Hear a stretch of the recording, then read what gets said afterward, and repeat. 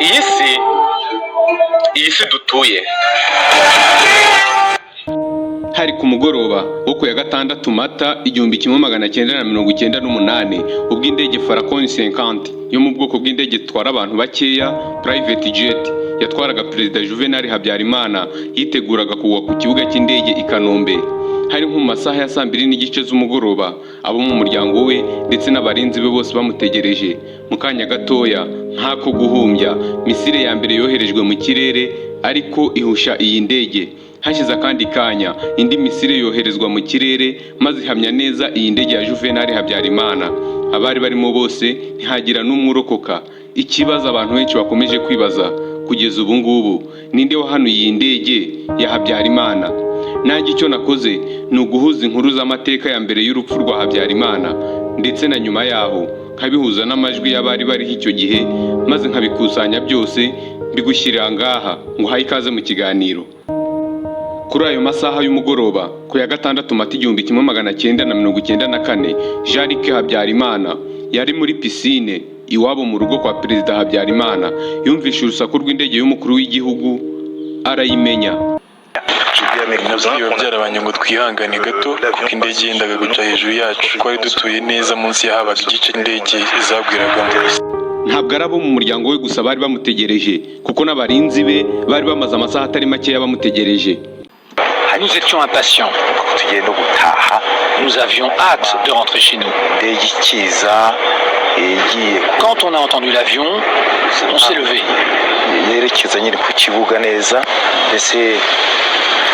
Il s'est approché, on a vu quelque chose de rougeâtre s'élever vers l'appareil.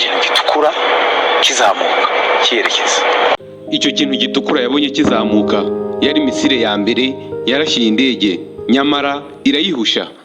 Et c'est à ce moment-là que, à travers les arbres, nibwo rero twarebye mu biti tubona ibintu by'ibishashi bizamuka ari nabyo byarashe indege qui ont abattu l'avion.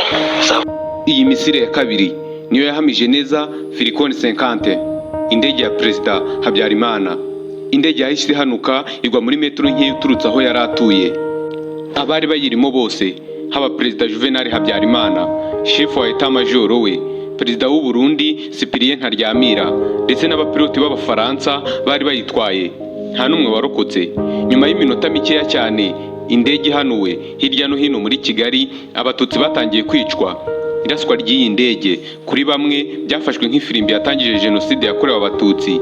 Iyi jenoside yakorewe abatutsi yahitanye abarenga 1 miliyoni mu minsi 100 gusa. Munyemerere mbere yuko nkomeza mfata uyu mwanya maze mfate mu mugongo ababuza ababo muri iyi jenoside yakorewe abatutsi mu 1994. Nyamara iraswa ry'iyi ndege ya Habyarimana ntabwo ariyo yatangije jenoside mu Rwanda, kuko uyu mugambi mubisha wo gutsemba abatutsi wari uhari imbere y'urupfu rwe. Ahubwo ibi byose byagendaga bigerekwa ku nkotanyi zashakaga kwisubiza umwanya mu gihugu cyababyaye ku mbaraga. Ibi mvuga bishimangirwa n'amagambo ya bamwe mu bayobozi bagendaga banyuza kuri radio RTRM Rutwitsi.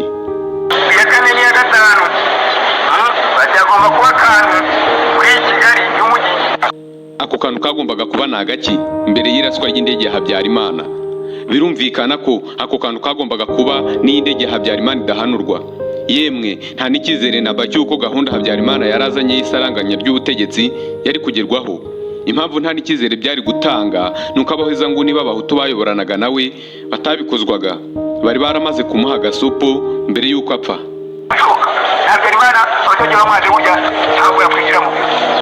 Mu gihe kirekire abihisha inyuma y'ihanurwa ry'indege ya Habyarimana babaye amayobera. Guverinoma y'isi y'abatabazi ndetse n'Abafaransa bayishigikiraga bakwirakwije inshuro nyinshi amakuru yaragamije kugereka iki gitero ku nkotanyi. Umucamanza w'Umufaransa Jean-Louis Bruguière we ubwe yakoze icyo yise iperereza rihamye ibi ngibi yigiza nkana, anasohora impapuro zari zigamije guta muri yombi abari abayobozi bakuru b'u Rwanda. Icyo gihe bari mu cyitwa FPR. Ariko kandi uretse iryo jwi ryategaga iminsi Perezida Habyarimana ryumvikanye kuri radio RTRM, hari n'ibindi bimenyetso byinshi byagaragajwe n'undi mucamanza wakoze ankete yimbitse, maze agaragaza ko Jean-Louis Bruguière yari afite izindi mpamvu zihabanye n'ubutabera mu gusohora raporo itagize aho ihuriye n'ukuri. Iteka ukuri kunyura mu ziko ariko ntigushye. Ariko kuri uyu munsi uyu mucamanza Jean-Louis Bruguière ibyo yitaga ukuri kwe biramuvuna cyane kubisubiramo. Iyo abajijwe ku iperereza rye asubiza agira ati ibintu bimeze ubu ntacyo nshobora kuvuga ku byerekeye u Rwanda. Reka nigarukire ku byavuzwe ku ihanuka ry'indege ya Habyarimana n'impamvu ukuri kwahishwe igihe kirekire mu rwego rwo gushaka kwambika isura itari nyayo mu bantu. Ndagaruka ku bimenyetso bifatika bigaragaza aho ibi bisasu byarashiye indege byakomotse. Nitwa Sharon Niyomuvunyi. Hari ku ya 6 Mata mu 1994 nibwo indege ya Habyarimana yavaga i Dar es Salaam muri Tanzania yerekeza i Kigali mu Rwanda. Yahagurutse mu masaha ya saa moya z'umugoroba kuko ibiganiro hagati ya FPR Inkotanyi byari byatinze. Ibi biganiro byareberaga hamwe ishyirwa mu bikorwa ry'amasezerano yari yarashyizweho umukono n'impande zombi i Arusha muri Tanzania mu mwaka w'1992.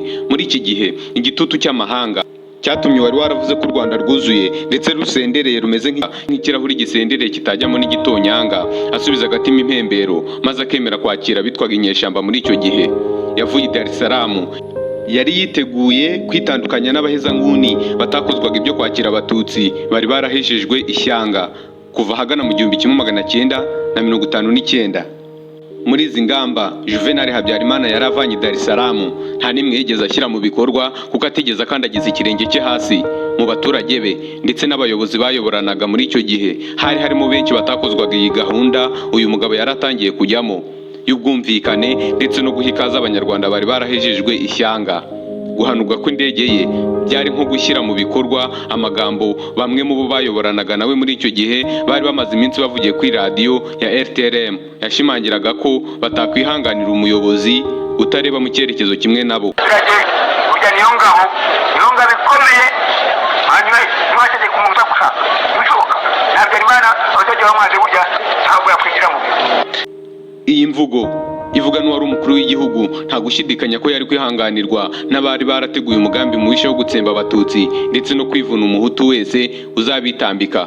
Kuva mu 1990 ubwo FPR yateraga u Rwanda bwa mbere byabaye nk'ikibazo gikomereye Abafaransa bagiraga uruhare runini mu miyoborere y'u Rwanda rw'icyo gihe. Ku ikubitiro François Mitterrand wayoboraga Ubufaransa yahise yohereza ingabo z'Ubufaransa 314 byihuse cyane ngo zize kunganira ingabo za Habyarimana zitari zigishoboye kurinda imbibi z'u Rwanda. Izi ngabo z'Abafaransa zaje mu Rwanda ngo zirinde imipaka y'u Rwanda ndetse zinatoza abasirikare b'u Rwanda. Kuva muri 1990 kugera muri 1994 ingabo zabaga mu cyitwa FAR zavuye ku 10,000 zigera ku 35,000. Si ukubatoza gusa kuko Abafaransa banatangaga ibikoresho bya gisirikare ndetse n'indege Habyarimana yagendagamo n'Abafaransa bari barayimuhaye. Mu mwaka w'1994 ubwo Habyarimana yari yagiye mu biganiro bya nyuma bishyira umukono ku masezerano yo gusaranganya ubutegetsi na FPR nibwo indege ye yarashwe igaruka, maze ibyo kuvanga ingabo ndetse no gusaranganya ubutegetsi bihita bisubira urudubi. Nyuma y'iminota mikeya amaradiyo amaze gutangaza ko indege ya Habyarimana yahanuwe, i Kigali hahise hacura umuborogo. Abatutsi batangiye kwicwa ndetse na bamwe mu bahutu biganjemo abayobozi bari bashyigikiye gusaranganya ubutegetsi nka Minisitiri w'Intebe wa Habyarimana Agathe Uwiringiyimana nabo barishwe. Uyu Agathe Uwiringiyimana yiciwe iwe mu rugo n'abasirikare b'Ababiligi bagera ku 10 bari mu butumwa bwa Loni mu Rwanda. Abo basirikare baramurindaga. Uku kwicwa kw'aba bakomando b'Ababiligi byatumye kwa 18 Mata 1994 Ububiligi buvana abasirikare babwo bose mu Rwanda, burizwa indege bisubirira iwabo.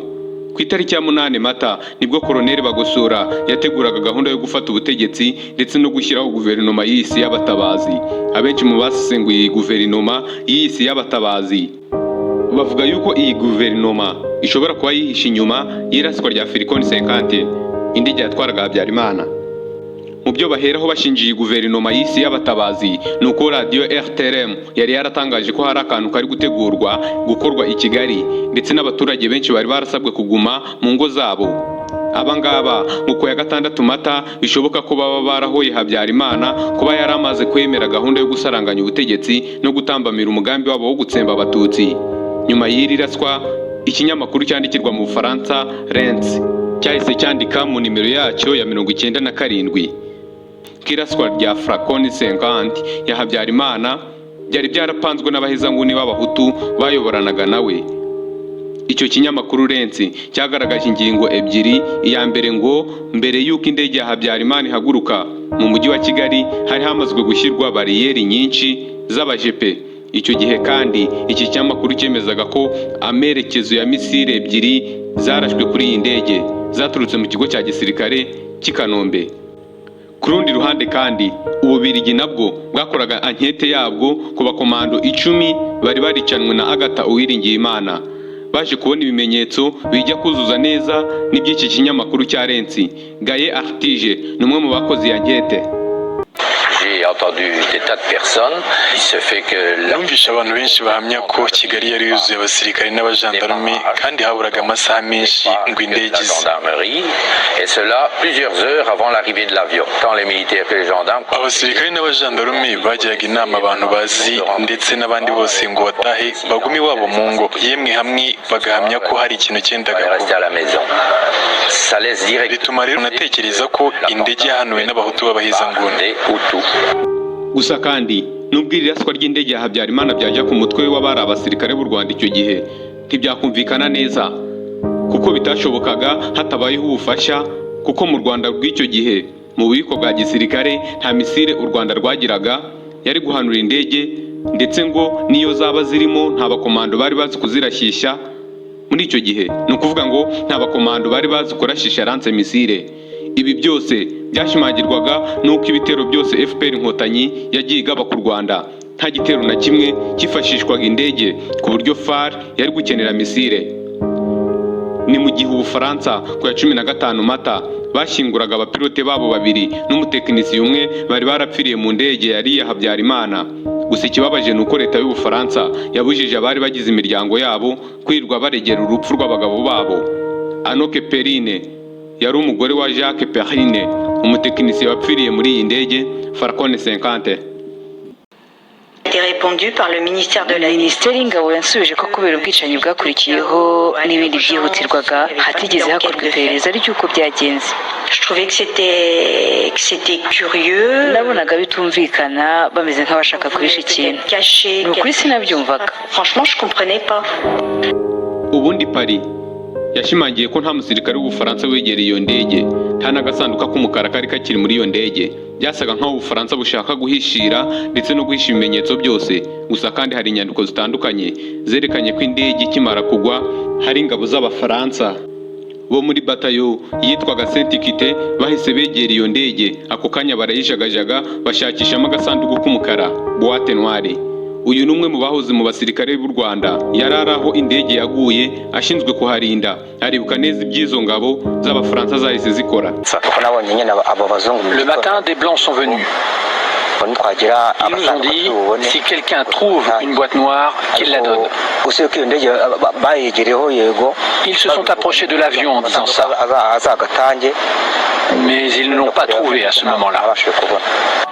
Abafaransa bakomeje gushimangira ko ingabo za FAR zitari zifite misile yarasa indege, gusa kandi ntabwo bigeze batangaza ibyo bakuye mu kujagajaga indege Falcon 50 yari ya Habyarimana. Uyu ni Christian Teno, état-major w'Umufaransa mu gihe cya Mitterrand. Les FAR ne détenaient pas de missiles entières. FAR nta misile zirasa indege bagiraga kuko nta n'ibitero byo mu kirere byariho. RPA bari bafite za kano gusa. Nyamara kandi nubwo avuga ibi ngibi, General Kweno yari yaramenyesheje Mitterrand ko hari misile ingabo z'u Rwanda zari ziherutse kwakira zo mu bwoko bwa Solo Air. Inyandiko zari ziri muri Minisiteri y'Ingabo mu Bufaransa zagaragazaga ko misile yarashiye indege zari zo mu bwoko bwa Sam-16 zikorwa n'Abarusiya, ngo bagendeye ku bisigazwa byazo byagaragayeho iyi ndege yaguye. Gusa bakwibaza impamvu ibyo bisigazwa bitigeze bigezwa imbere y'ubutabera. Ku rundi ruhande, ibinyamakuru bimwe na bimwe byo mu Bufaransa byari byatangiye kuvuga ko bishoboka ko indege yaba yararashwe n'Abafaransa ubwabo, kuko u Rwanda nta basirikare bari bazi kurashisha za lance missile bari bahari. Muri ibyo binyamakuru uwakekwaga cyane yari Paul Barrier, wari umaze igihe gito ahawe inshingano yo gufasha bya hafi ingabo za FAR zari ingabo z'u Rwanda muri icyo gihe. Ngo uyu Barrier mbere y'uko indege ihanuka ngo yaba yarashakishijeho yagura za misile. Ibi byashimangiwe n'umwe mu basirikare bari bakomeye wabajijwe n'umunyamakuru wa Le Figaro wakoraga nkete. travaillant sur le dossier, je croise une personne qui me dit ubwo nakurikiranaga iyi dosiye nahuye n'umuntu anyemeza ko azi neza ko Paul Baril yahamagaye abantu batari bake ababaza aho yakura misile juste avant l'attentat. Nous, la question est... ikibazo ni kubera iki Baril yashakaga misile mbere y'ihanurwa ry'indege avant l'attentat. Gukeka uyu Baril kandi byaterwaga n'amasezerano yari amaze iminsi asinyanye na guverinoma yitaga y'abatabazi yicaga abasaga 10,000 ku munsi. Aya masezerano yari yo kujya baha ibikoresho bya gisirikare ndetse akabaha n'ingabo zo kwifashisha ndetse n'izo gutoza FARC mu bijyanye na gisirikare.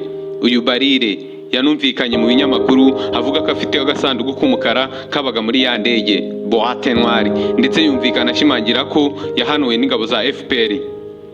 À qui profite le crime? Le crime il profite.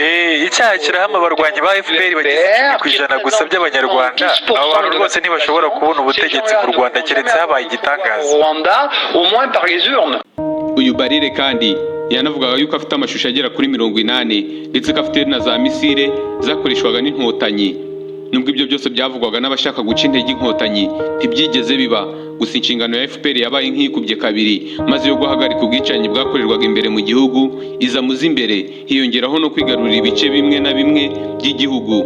Mu kwezi kwa karindwi niho inkotanyi zafashe igihugu zinahagarika burundu ubwicanyi. Jenoside yakorewe abatutsi yaberaga imbere mu gihugu.